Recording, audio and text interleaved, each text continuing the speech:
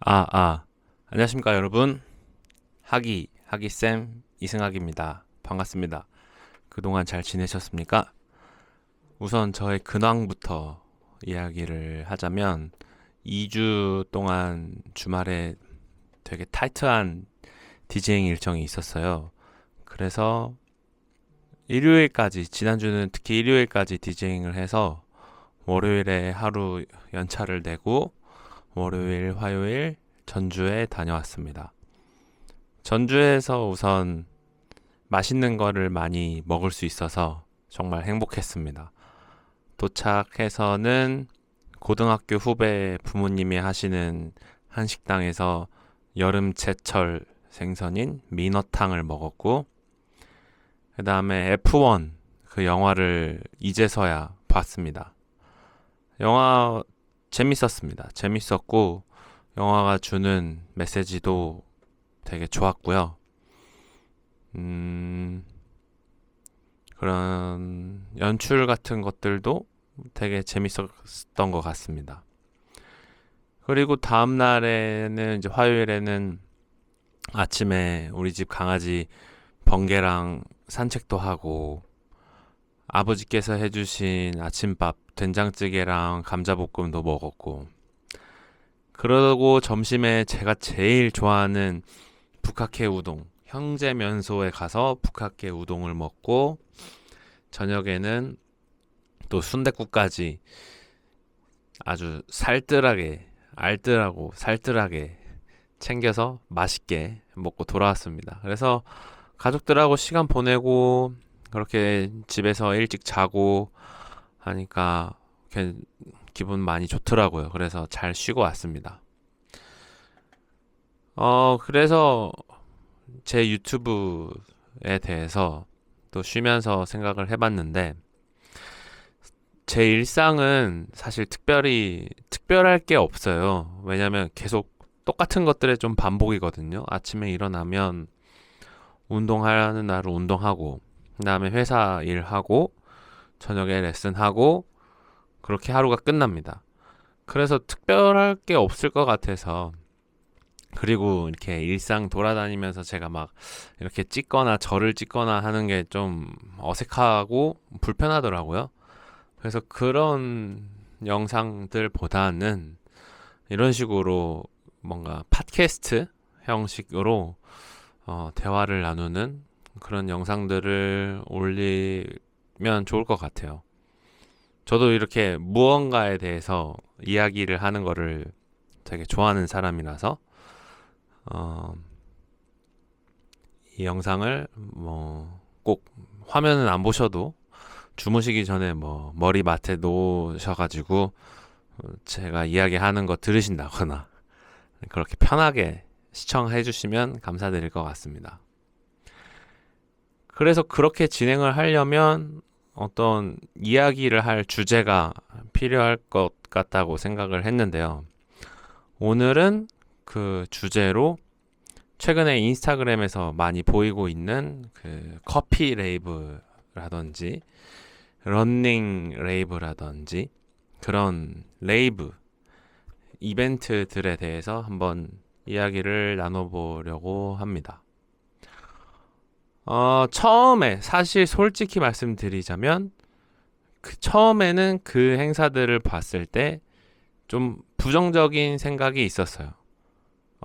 이게 무슨 레이브야, 이런 생각이죠.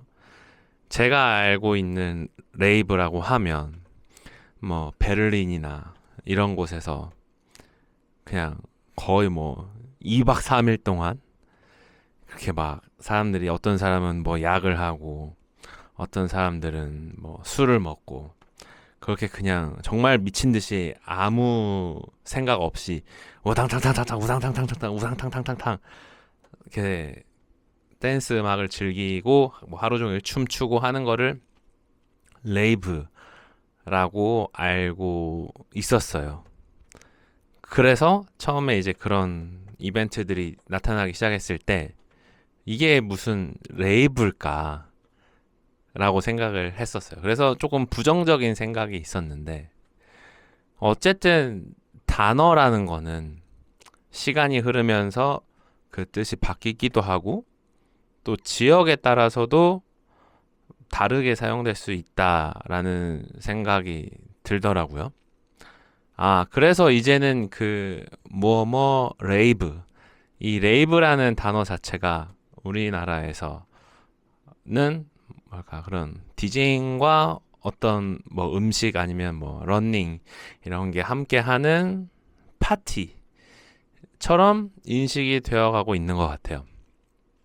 근데 이제 제가 궁금한 거는 그러면 파티라는 단어를 왜 안 쓰고 왜 하필 레이브라는 단어를 사용하는 걸까? 그게 조금 궁금하긴 해요. 뭔가 이제 사실 근데 커피 파티라고 하면 사람들한테 이렇게 직접적으로 전달하는 메시지의 힘이 많이 약해지는 것 같긴 해요. 커피 파티? 그래서 DJ가 있고 뭐 오케이. 근데 커피 파티라고 하면 거기 가서 내가 춤을 춰도 되는 건가? 아니면 뭐 가볍게 듣기만 할 수 있는 건가? 좀 그렇게 헷갈릴 수 있을 것 같아요.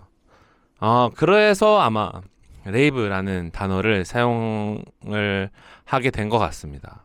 우리 이 행사에 오면 뭐 낮에 커피도 즐길 수 있지만 좀 그렇게 다 앉아서 진행되는 행사가 아니라 여러분들 자유롭게 뭐 춤 추셔도 된다라는 메시지가 던져지는 것 같아요.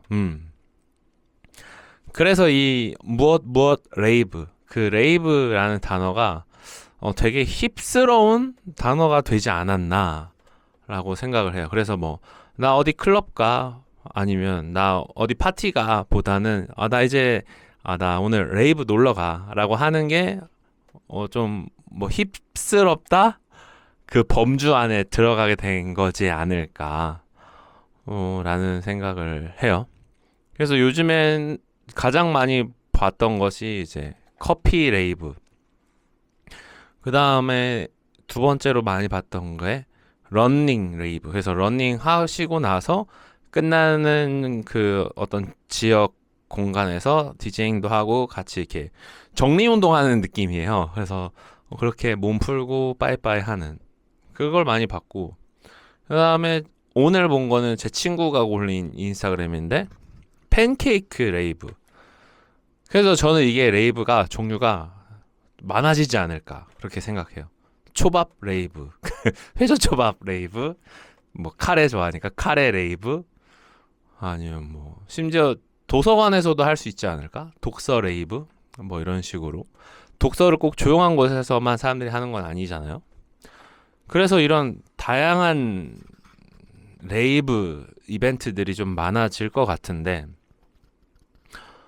저는 이게 그래서 디제잉을 하는 사람이고 또 디제잉 레슨을 하는 사람이고 디제잉을 하려고 하는 사람들을 많이 함께 하고 싶은 사람으로서 긍정적인 신호라고 생각을 합니다.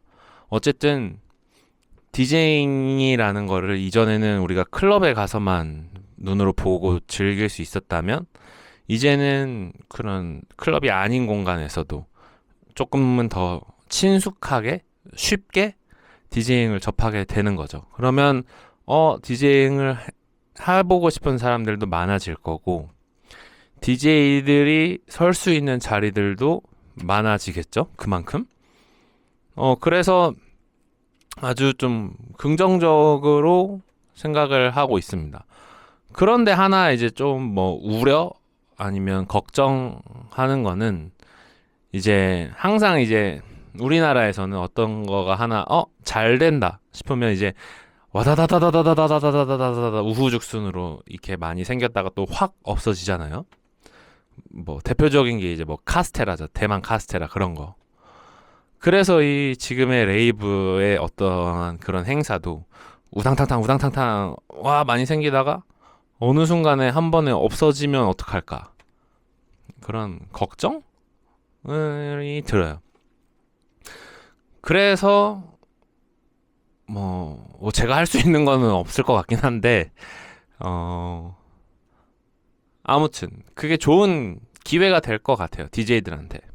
그리고 DJ를 시작하려는 사람들한테.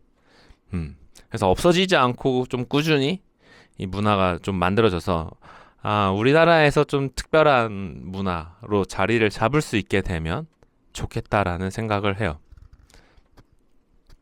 그리고 이제 이 레이브 행사가 많아지는 거를 보면서 어제 또 어떤 생각을 했냐. 어쨌든 그 행사들이 보통 낮에 아니면 아침에 아니면 밤이 되기 전에 이제 끝나거든요. 대부분의 그 레이브 행사가.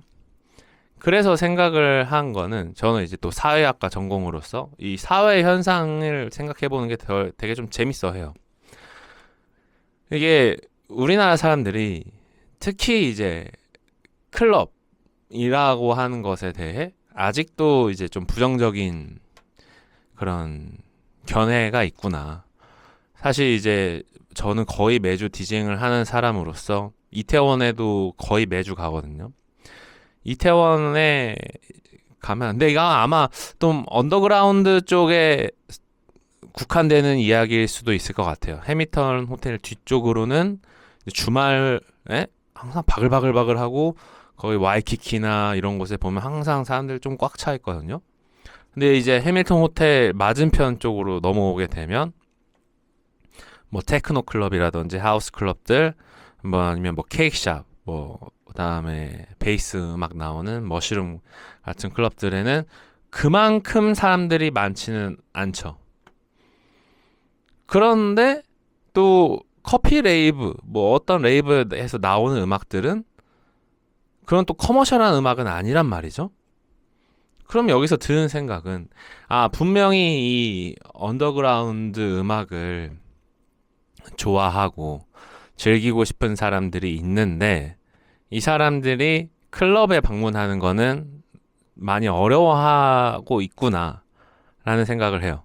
그래서 왜 어려운 걸까라고 생각을 해보면 일단 기본적으로 클럽이라고 하면 위험한 공간으로 생각을 할 수도 있을 것 같고 그 다음에 이제 체력적인 문제죠.